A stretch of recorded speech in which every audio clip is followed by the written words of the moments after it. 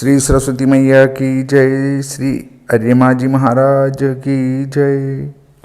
देखिए, आज हम चर्चा करने वाले हैं, यदि पुत्र विवाहित न हो तो श्राद्ध पिंडदान करे या न करें, पवित्री प्रत्येक बार में बदलना या नहीं बदलना, मघा श्राद्ध में पिंड करें या न करें, पिंड बनेंगे या नहीं तृतीय वर्ष में, पितृ आह्वान की विधि क्या है, एकादशी का श्राद्ध कर रहे हैं तो ब्राह्मण भोजन करें या न करें।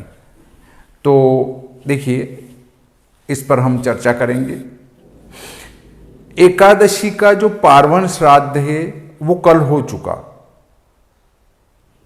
अर्थात दशमी सोमवार को। तो कल तो दशमी थी, एकादशी का श्राद्ध था, भोजन करना कराना उसमें कोई दिक्कत नहीं थी, क्योंकि एकादशी का व्रत आज है। और एकोदिष्ट श्राद्ध जो है एकादशी का वो आज है। पार्वण किसे कहते हैं, एकोदिष्ट किसे कहते हैं, वो आप मेरे अन्य वीडियो में पहले देख ही चुके हैं। विस्तार भय से यहां विस्तृत चर्चा नहीं करेंगे। यदि पुत्र विवाहित न हो तो वो पिंड दान और श्राद्ध करे या न करें, इस प्रकार का एक प्रश्न प्राप्त हुआ है। तो पुत्र विवाहित है या अविवाहित है, उसका पिंडदान, श्राद्ध, तीर्थ आदि से कोई संबंध नहीं है। अगर पुत्र अविवाहित है तो भी पिता की क्रिया को करे, भाई की क्रिया को करे, बहन की क्रिया को करे, माता की क्रिया को करे, उसका विवाहित होना कतई आवश्यक नहीं है। वो तर्पण भी कर सकता है, पिंडदान भी कर सकता है, चाहे वो अविवाहित है या विवाहित है। ठीक है। पवित्री प्रत्येक बार में बदलना या नहीं बदलना, यदि आप एक ही दिन में लगातार क्रिया करते जा रहे हैं तो पवित्री आपको बदलने की आवश्यकता नहीं है। जैसे आप सबसे पहले देव तर्पण करेंगे, फिर ऋषि तर्पण करेंगे, फिर पितृ तर्पण करेंगे, तो पवित्री वो ही आपकी उंगली में रहेगी, बदलना नहीं है। चाहे पिंड करेंगे तो भी वही रहेगी। परंतु कर्म की समाप्ति के बाद में, अर्थात जो आप कार्य कर रहे हैं उसकी समाप्ति के बाद में आपको पवित्री उनके साथ की साथ प्रवाहित कर देना है। अगला प्रश्न आया था, मघा श्राद्ध में पिंड करें या न करें। देखिए, इन भाई साहब ने, इन विद्वान ने जो मेरे से ये प्रश्न किया था कि मघा श्राद्ध में पिंड करें कि न करें, उनने डबल मुझे याद दिलाया कि आपने मेरे प्रश्न का उत्तर नहीं दिया, परंतु मैं इस प्रश्न का उत्तर पहले एक वीडियो में दे चुका हूँ। फिर भी आप नाराज ना हो, मैं फिर संक्षिप्त में आपको बता देता हूँ कि मघा में पुत्र वाले को पिंड नहीं करना चाहिए, ये शास्त्र कहता है। मघा श्राद्ध में या जिस दिन मघा हो नक्षत्र श्राद्ध में, उस दिन पुत्र वाले को पिंड नहीं करना चाहिए, तो पिंड मत कीजिए आप। यदि आप तीर्थ क्षेत्र में भी जाते हैं और वहां पर मघा नक्षत्र प्राप्त हो गया उस दिन, किस दिन, श्राद्ध के अंदर, तो वहां पिंड रहित श्राद्ध कीजिए। तो फिर पिंड रहित श्राद्ध कैसे होगा, तो श्रद्धा पूर्वक किया जाने वाला कार्य ही श्राद्ध है। तो जिसके पुत्र हैं वे जो है व्यक्ति, पुरुष, मघा में पिंड न दें, अपने पितरों को पिंड न देते हुए ब्राह्मण भोजन करा सकते हैं, गरीबों को भोजन करा सकते हैं, भिखारियों को भोजन करा सकते हैं, पशुओं को घास डाल सकते हैं, गोमाता को घास डाल सकते हैं, दान दे सकते हैं, पुण्य कर सकते हैं, कोई भी वो कार्य कर सकते हैं। वो सब श्राद्ध के अंतर्गत ही आता है, परंतु पिंड नहीं किए जाएंगे मघा में। मघा में पिंड करना वर्जित माना गया है। पिंड बनेंगे या नहीं तृतीय वर्ष में, मतलब अगर हम तीसरे वर्ष में हमारे पितरों का श्राद्ध करना चाहते हैं तो उसमें पिंड बनेंगे कि नहीं बनेंगे, तो पिंड बनाने में कोई दोष नहीं है, आप पिंड बना सकते हैं।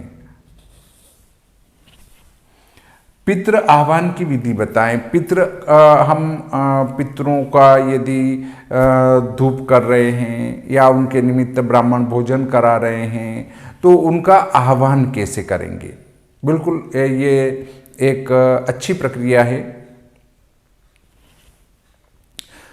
आप पितृदेवता के निमित्त एक आसन बिछा देंगे। आसन बिछाने के बाद में कुशा के गठान लगाएंगे। कुशा के गठान लगाने का तरीका मैं कोशिश करता हूं कि आपको बता दूं। देखिए मेरे पास ये उपलब्ध है यहाँ पर। मैं इससे आपको गठान लगा के बताता हूं कि ये है। तो इस कुशा को ऐसे पकड़ के और आपको ये ऐसे खींच लेना है। ये ऐसा बनेगा, उसको कहेंगे हम चट। तो ये बनाकर उस आसन पर रखना है। आसन पर रखने के बाद में आप मंत्र बोलने की कोई आवश्यकता नहीं है, क्योंकि मंत्र सामान्य व्यक्ति के लिए संभव नहीं है। तो मैं आपको सरल तरीका बताता हूँ। हाथ में पीले चावल लेंगे और उन चटों के ऊपर छोड़ते हुए बोलेंगे कि मेरी इस गोत्र, ब्राह्मण समाज या राजपूत समाज या पाटीदार समाज, जो भी XYZ, जो भी मतलब अबसद, जो भी आपका समाज है, इस समाज के इस गोत्र, कश्यप गोत्र, या अब आप कहेंगे साहब मुझे तो गोत्र का ही पता नहीं है, तो जिन व्यक्तियों को अपनी गोत्र का पता नहीं है वे कश्यप गोत्र का उच्चारण कर सकते हैं कि इस समाज के कश्यप गोत्रीय मम पिता या मेरे पिता के पितृ अमुक पिता, नाम लेना पड़ेगा कि आप पितृ रूप में यहाँ पधारें और इस चट के ऊपर आसन ग्रहण करें। चावल छोड़ देंगे चट के ऊपर और फिर हाथ जोड़कर उनसे निवेदन करेंगे कि आप आसन ग्रहण कीजिए। फिर उनके पैर धुलाने का जल छोड़ेंगे, हाथ धुलाने का जल छोड़ेंगे, फिर उनको कुल्ला कराने का जल छोड़ेंगे। 3 जल छोड़ेंगे 3 कार्य के लिए। अब ये जल कैसा हो, तो ये सुगंधित जल भी बना सकते हैं आप। इसमें आप सुगंधित द्रव्य इत्र वगैरह डाल सकते हैं, इसमें कुमकुम डाल सकते हैं, इसमें गंगा जल और गुलाब जल भी डाल सकते हैं अगर हो सके तो। नहीं तो सादा जल आप छोड़ दें 3 बार। फिर उनको स्नान कराने का जल छोड़ दें। स्नान कराने के बाद उनको वस्त्र चढ़ा दें। यदि आप चाहते हैं कि मैं इस श्राद्ध में मेरे पिता या माता के निमित्त जो है वस्त्रदान करूं, तो पूरे वस्त्र पहनने के उनको चढ़ा दें। नहीं तो एक लच्छे का टुकड़ा चढ़ा दें, या फिर आप सूत का टुकड़ा चढ़ा दें। उसके बाद उनको चंदन लगा दें। चंदनम चर्चयामि। चंदन चढ़ाने के बाद में अक्षत अर्पण कर दे। अक्षत चढ़ाने के बाद फूल चढ़ा दें, अबीर गुलाल चढ़ा दें, फिर इत्र चढ़ा दें। इत्र के बाद अगरबत्ती का धूप लगा दें या धूप बत्ती का धूप लगा दें, या आप कंडे का जो धूप, कंडे को जला के उसके ऊपर घी शक्कर और जो नैवेद्य बनाया है उसको रख दें। धूप करने के बाद फिर उनको दीपक का ध्यान करें कि आप दीपक की रोशनी ग्रहण करें। दीपक के बाद उनको नैवेद्य अर्पण करें जो भी आपने बनाया है। नहीं तो मिश्री गुड़ चढ़ाएं, फिर आचमन कराएं, आचमन का जल छोड़ें, मुंह धुलाएं, हाथ धुलाएं। वो धुलाने के बाद में फिर आप उनको पंचमेवा चढ़ाएं। लौंग, इलायची, सुपारी, खारक, बादाम, दाख, जो भी पान के अंदर रखकर आप उनको अर्पण करें। वो अर्पण करने के बाद में यथाशक्ति आप जो दक्षिणा चढ़ाना चाहते हैं वो दक्षिणा चढ़ाएं। दक्षिणा चढ़ाने के बाद में आप उनको एक फल अर्पण करें। फल अर्पण करने के बाद प्रणाम करें और प्रणाम करके उनसे निवेदन करें कि मैं ये जो इस गोत्र वाले विप्र हैं इनको आपके निमित्त भोजन करा रहा हूँ, आप वायु रूप में भोजन ग्रहण करें। वे उसी समय पंडित जी को फिर भोजन कराएं। भोजन करा के आपने जो अपने पितरों के निमित्त वस्त्र चढ़ाया है या जो भी दक्षिणा चढ़ाई है वो भी उन विप्र देवता को अर्पण कर दें, भेंट में दे दें। देखिए, श्राद्ध का भोजन पचाने की क्षमता यज्ञोपवीतधारी ब्राह्मण को ही है। ब्राह्मण भी कर्म करने वाला होना चाहिए। अगर वो कर्म नहीं करते हैं या शराब पी रहे हैं, मांस भक्षण कर रहे हैं, अंडे खा रहे हैं, आमलेट खा रहे हैं, तो वो इस कर्म के लिए योग्य नहीं है। आपके साथ बैठकर बीड़ी पी रहे हैं पंडित जी, मुंह बास रहा है, तम्बाकू खा रहे हैं पंडित जी, उनका मुंह बास रहा है और अब आप चाहेंगे कि उनके अंदर आपके पितृ विराजमान होकर वो भोजन ग्रहण करे, कदापि ग्रहण नहीं करेंगे। ब्राह्मण कैसा हो? ब्राह्मण बीड़ी पीने वाला ना हो, सिगरेट पीने वाला ना हो, तम्बाकू खाने वाला ना हो, शराबी ना हो, मांस खाने वाला ना हो और आमलेट खाने वाला ना हो। चाहे अंडे आजकल शाकाहारी कहकर खिलाते हैं परंतु वो खाने वाला भी ना हो। तो ऐसे ब्राह्मण को आपको भोजन कराना है, वो ही आपके पितरों के तृप्ति का मार्ग है।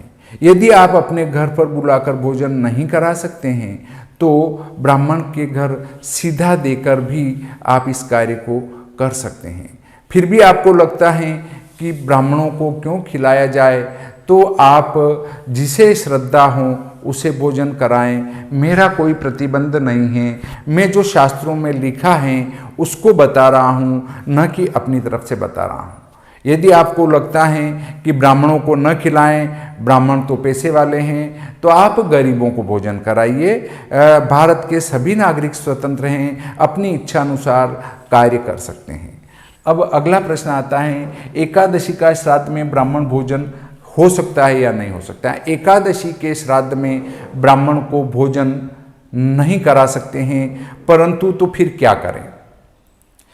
ऐसी स्थिति में ब्राह्मण देवता को बुलाएं और जो फलाहार होता है वो फलाहार उनको कराएं। अब उसमें खीर बनाए या ना बनाए तो पितृ देवता के ऊपर चावल की खीर का कोई प्रभाव नहीं पड़ता है। इससे चावल की खीर बनाकर भगवान अपने पितरों को भोग तो लगाया जा सकता है। फिर भी आपको लगता है कि नहीं, मैं एकादशी को चावल की खीर का भोग नहीं लगाऊं, तो आप दूसरी वस्तु की खीर बना सकते हैं। काय की बनाएं तो आप अपने साबूदाना की खीर बनाकर भोग लगा सकते हैं और उनका भोजन पंडित जी को करा सकते हैं। उससे व्रत भी नहीं टूटेगा।